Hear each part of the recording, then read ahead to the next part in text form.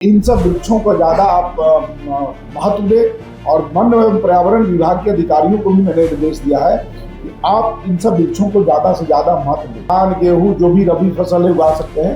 अब 5 साल के बाद वह वृक्ष जो है आपको कितनों कम होगा तो 3-3.5 हजार रुपये पर वृक्ष आपको देगा। दोनों किनारे में और NHI से बात करके उनका कितना वहाँ जमीन बचा पड़ा है, फिर किसान से भी बातचीत कर।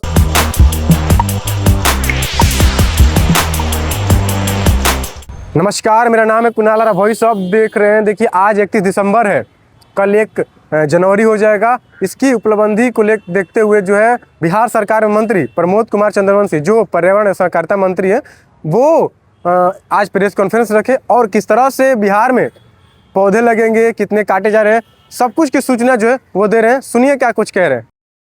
तो कल मुझे कुछ शहद के जो उत्पादन करते उनको मैंने बुलाया था, तो उनका कहना था नीम का भी बहुत अच्छा शहद होता है। तो अभी हम लोग बैठे थे पिछले सप्ताह, तो मैंने कहा कि जो हमारी परंपरागत वृक्ष है जो रहा है, पीपल है, बरगद है, नीम है, जामुन है, पाकर है, गुलर है, आंवला है, कटहल से, तो ये सब वृक्ष अब तो हमको लगता है कि पीपल भगवान बुद्ध का एक प्रतीक के रूप में है। और कहीं हम शहर में और कहीं सड़क के किनारे हम कहीं नहीं देखते।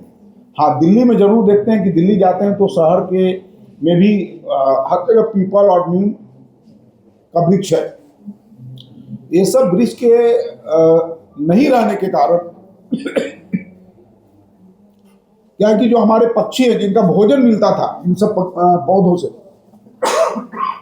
पक्षी जो है पीपल के वृक्ष पर रहते थे, उससे उसको भोजन मिल गया, नीम से मिल गया, गूलर से मिल गया, पाकर से मिल गया, तो पशु पक्षी को भी भोजन मिलता था। उनका निवास भी घना पेड़ होने के कारण उनका आश्रय रहता था।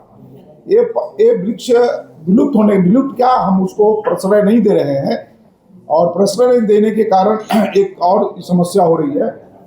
तो हम आपके चैनल के माध्यम से लोगों से भी, बिहार की जनता से भी हम आग्रह करेंगे कि इन सब वृक्षों को ज़्यादा आप महत्व दें और वन एवं पर्यावरण विभाग के अधिकारियों को भी मैंने निर्देश दिया है कि आप इन सब वृक्षों को ज़्यादा से ज़्यादा महत्व दें।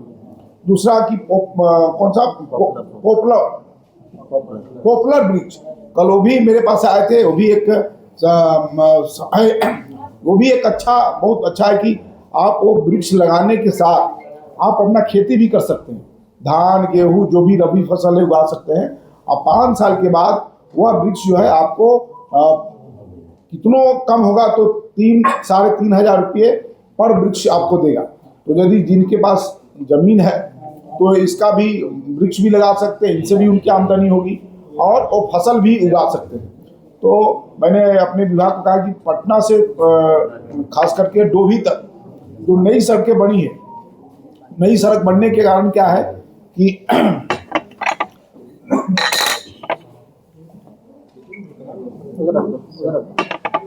ब्रिज की जबरदस्त कटाई हुई है। स्वाभाविक है, विकास को हम रोक नहीं सकते।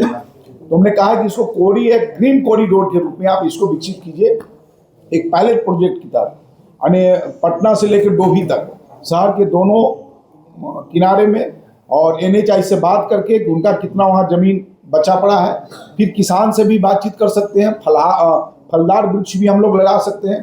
तो जहाँ जहाँ भी NH है, NHI के बगल में यदि आप फलदार वृक्ष लगाते हैं तो किसान को उससे फायदा होगा कि उनको ट्रांसपोर्ट खर्च नहीं लगेगा, क्योंकि NH के बगल में है, फल लगाएंगे, उसका वो मार्केटिंग कर सकते हैं। तो ये सब हम लोग अपनी योजना बना रहे हैं। और प्रगति यात्रा के भी जो माननीय मुख्यमंत्री जी ने जो योजना दिया है, उस योजना पर भी पूरा विभाग काम कर रहा है। कुछ इसमें क्या माननीय मुख्यमंत्री का जो 20 स्थलों पर इको पर्यटन विकास की घोषणा की गई है, तो इस पर भी हम सब लोग काम कर रहे हैं।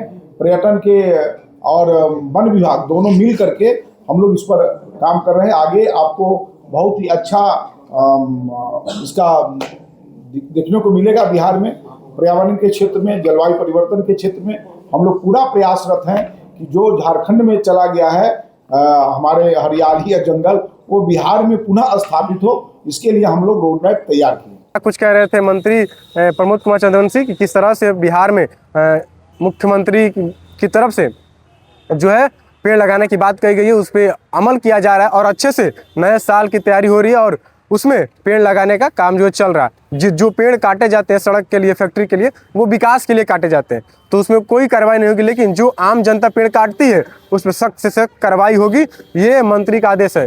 देखना होगा आगे ये जो कार्य है कितना सफल हो पाता है। बहुत बहुत धन्यवाद। चैनल को सब्सक्राइब करें, इस पेज को लाइक करें।